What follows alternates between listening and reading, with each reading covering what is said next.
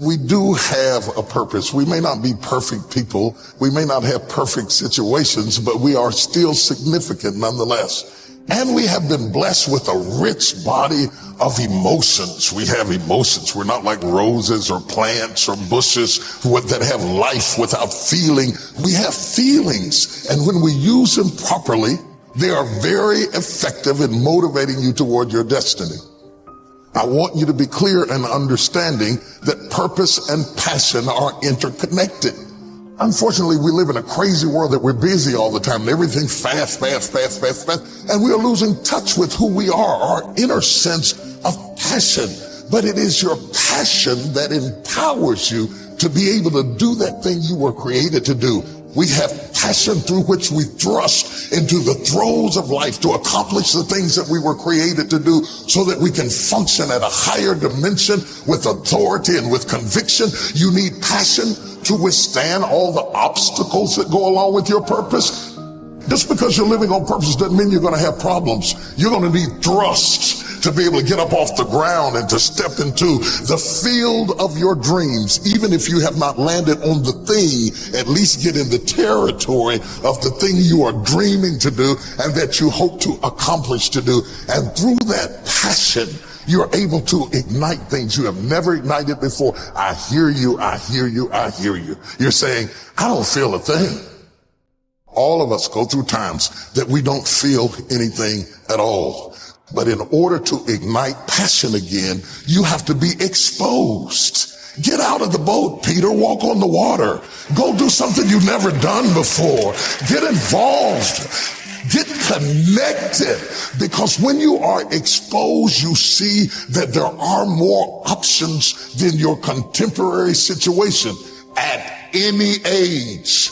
That's the good news about it. You don't have to be cute. You don't have to be pretty. You don't have to be a size 3. You don't have to be a blonde or brunette. You don't have to be 20 or 50. At any age, you can still ignite your purpose through finding your passion. That's good news. What then do we do with the lulls in life? The dark shadows in life. We all have them. The secret pains and burdens that we have in life. Are they in fact distractions from our purpose? Absolutely not.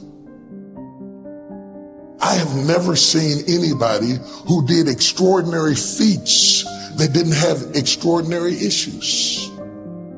It is the passion that gives you the power you need, but it is the pain from which you have the conviction about it.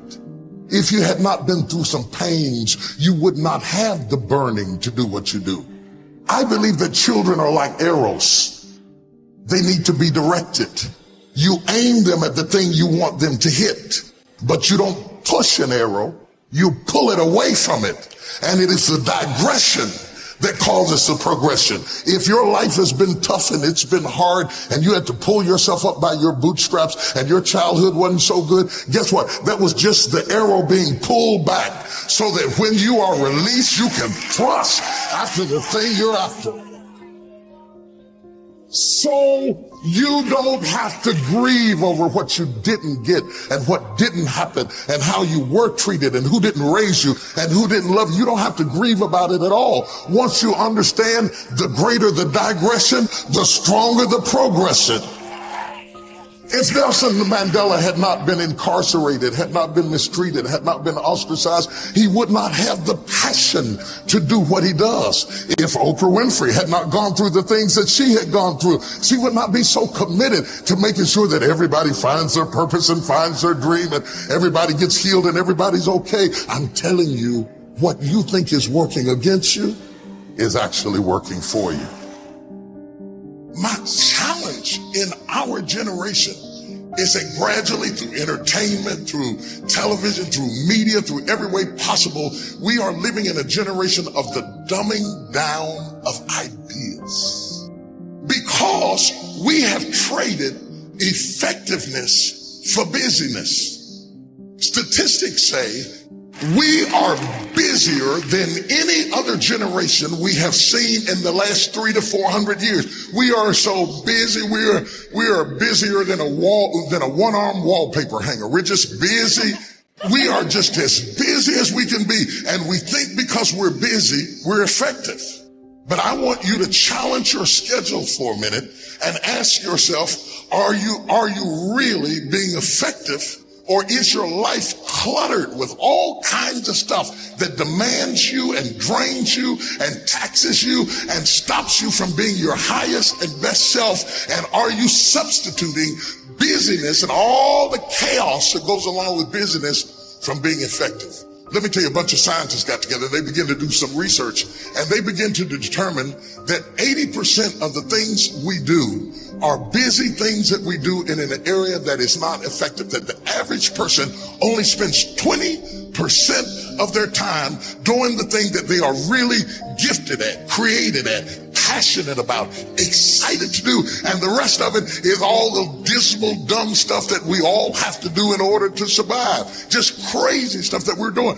Wonder what would happen if we would go from doing 80% of things that are busy but not effective and 20% of the things that are really effective if we would switch those numbers around and only give 20% of our time to the things that we have to do and 80% of our time to the thing that we were created to do.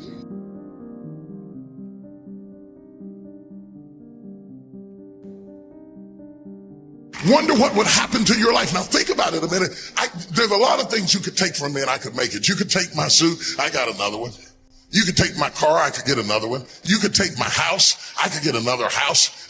But when you take my time, you have taken something from me that is totally irreplaceable. We take all kind of classes for money management. We know how to manage our money. We know how to repair our houses. We're working on our hair and our bodies and all of this kind of stuff. We do everything except the most important thing is to value our time. It takes time to be creative. You were meant to be creative.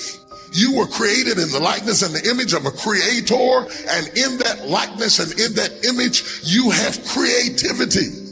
If you had time, you would be creative. But in the absence of time and with busyness and clutter and the phone ring, y'all got music playing on your phone, all kinds of stuff. And no matter what kind of song you put on it, after a while you hate to hear it, because every time you hear that sound, you know it's somebody else wanting something else from you that's taking you away from what you are gifted and creative to do. This is a life class. That means that we have an opportunity to learn how to maximize our lives. Think of the things that you're doing that somebody else could be doing.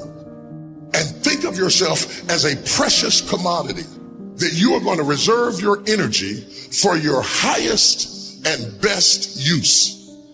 The first thing we teach people that understand their significance, if you are doing anything that somebody else in your life could do, you are not reserving yourself for your highest and best use.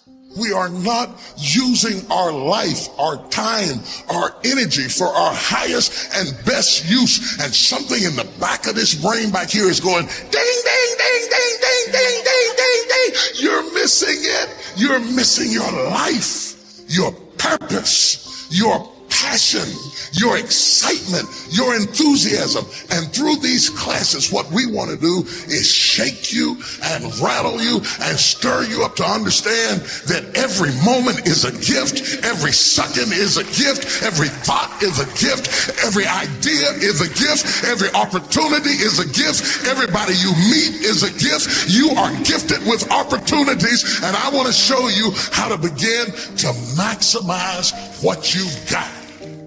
People will define you by how they met you. Whether it may be girlfriend, mother, banker, whatever it is, they define you right there. They put a period. But if you have the capacity to do more, turn that period into a comma.